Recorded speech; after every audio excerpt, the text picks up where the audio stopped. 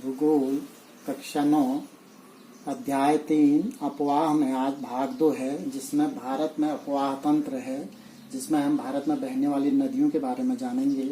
वैसे तो हमारे देश में हजारों नदियां हैं, लेकिन हम मुख्य रूप से भारत में जो अफवाह तंत्र है, मुख्य नदियों को अगर देखें तो दो भागों में आते हैं। एक को हम कहते हैं हिमालय की नदियां, दूसरे को कहते हैं प्रायद्वीपीय नदियां।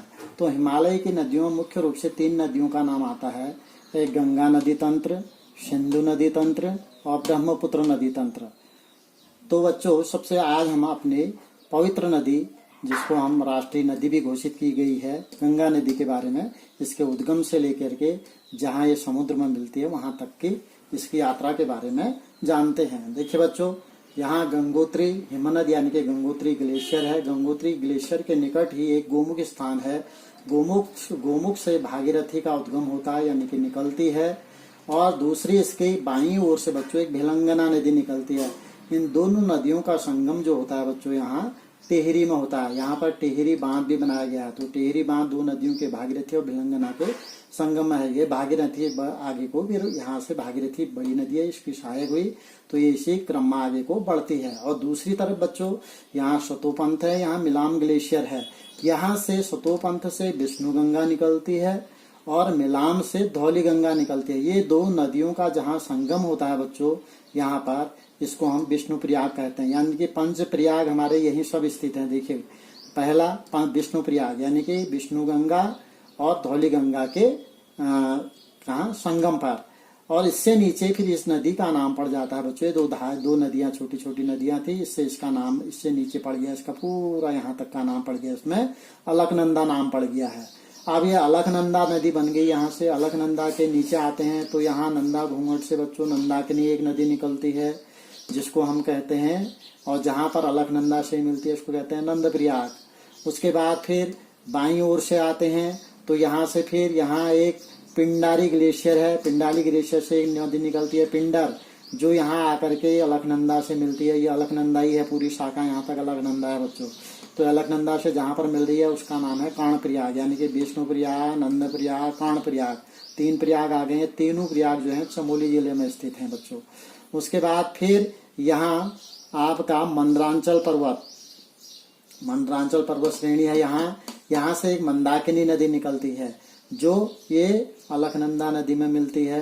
तो जहाँ पर इसका संगम होता है रुद्रप्रयाग हमारा एक जिला भी है। तो मंदाकिनी नदी जहाँ निकलती है, इसी मंदाकिनी के किनारे पर हमारा आपका केदारनाथ मंदिर स्थित है। और यहाँ अलकनंदा के किनारे पर यहाँ पर आपका बद्रीनाथ मंदिर स्थित है। तो ये प्रसिद्ध तीर्थ धाम है हमारे। उसके बाद बच्चों, ये रुद्रप्रयाग से जब ये अलकनंदा नदी आगे निकली तो यहाँ आके ये भागीरथी में मिल गई। कहाँ पर मिल गई? देवप्रयाग में। ये अलकनंदा की धारा होगी, ये भागीरथी की धारा, और ये आकर के देवप्रयाग में मिल गई। तो यहाँ से अब इसका नाम पड़ गया है गंगा।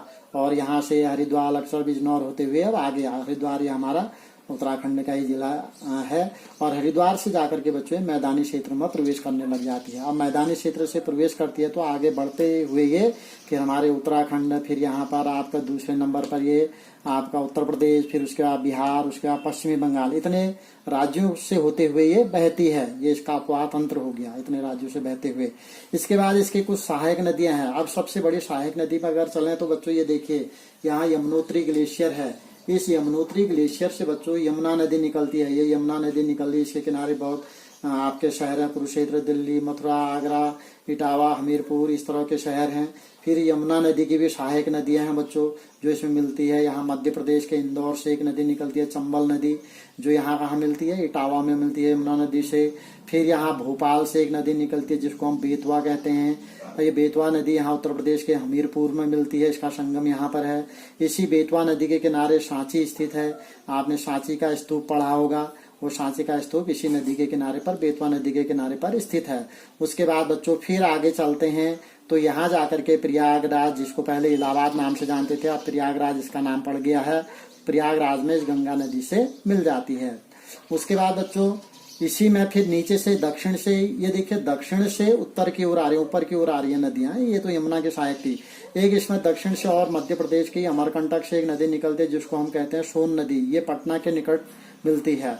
पटना यानी कि बिहार के निकट ये सोन नदी मिलती है। अब देखिए ये सोन नदी और यमुना नदी के बीच में एक जल विभाजक के काम कर रही है एक पहाड़ियां, इसको कहते हैं कैमूर की पहाड़ियां। ये दोनों जल विभाजक हमने इससे पहले वाले भाग में ये छोटे छोटे शब्द पढ़े थे जल विभाजक। ये जल विभाजक का काम करती है कैमूर की पहाड़ियां, किस किस के बीच, सोन नदी और आपके यमुना नदी के बीच। अब उसके बाद बच्चों फिर ये गंगा नदी में मिलने वाली जो उत्तर से दक्षिण की ओर आ रही है, तो दक्षिण से उत्तर की ओर आके मिल रही थी। ये दक्षिण से देखिए यहाँ एक रामगंगा नदी मिलती है जो कन्नौज के पास गंगा नदी में मिलती है। इसके किनारे शहर भी लिखे हैं मैंने, कानपुर। जैसे कानपुर गंगा नदी के किनारे बसने वाला सबसे बड़ा शहर है भारत का 2011 की जनगणना के अनुसार।